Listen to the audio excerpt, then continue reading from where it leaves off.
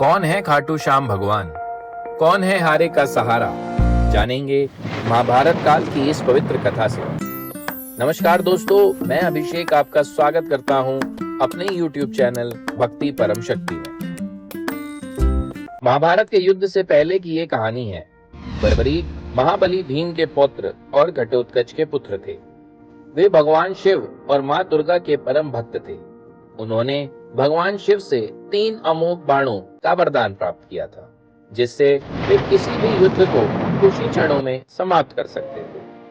बर्बरीक बचपन से ही अत्यंत पराक्रमी और शस्त्र विद्या में निपुण थे। जब उन्होंने महाभारत के युद्ध की घोषणा सुनी, तो वे युद्ध में शामिल होने के लिए अपनी माता से आज्ञा लेने गए। उनकी माता ने पूछा कि वे किस पक्ष से युद्ध करेंगे।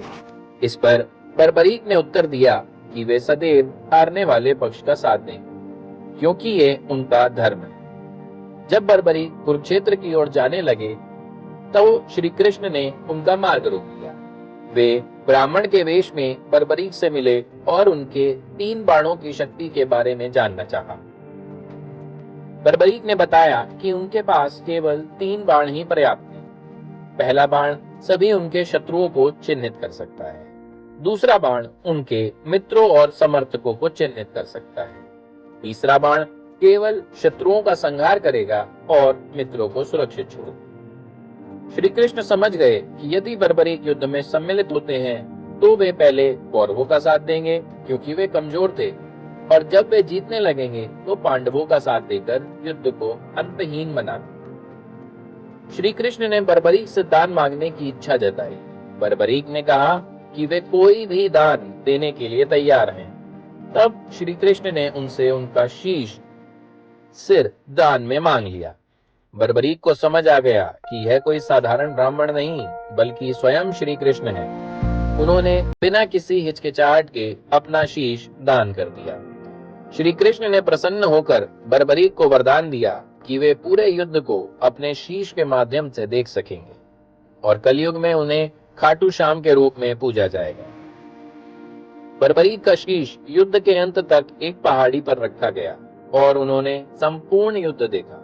जब युद्ध समाप्त हुआ, तो पांडवों में यह विवाद हुआ कि इस युद्ध में विजय का श्रेय किसे जाता है। तब श्री कृष्ण ने बर्बरीक के शीश से पूछा कि उन्होंने क्या देखा।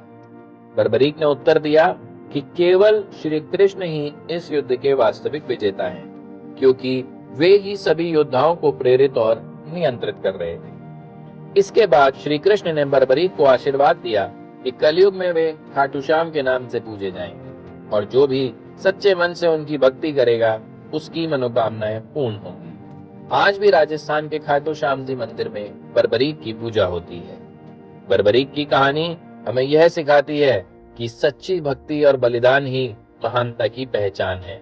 उनका जीवन त्याग, निष्ठा और धर्म के प्रति समर्पण का प्रतीक है। तो ये थी हारे का सहारा बाबा श्याम हमारा और विश्व प्रसिद्ध कलयुगी भगवान खाटू श्याम की कथा। ऐसी और भी कहानियों को जानने के लिए सब्सक्राइब कीजिए हमारा YouTube चैनल भक्ति परम शक्ति। धन्यवाद। अपना ख्याल रखिएगा।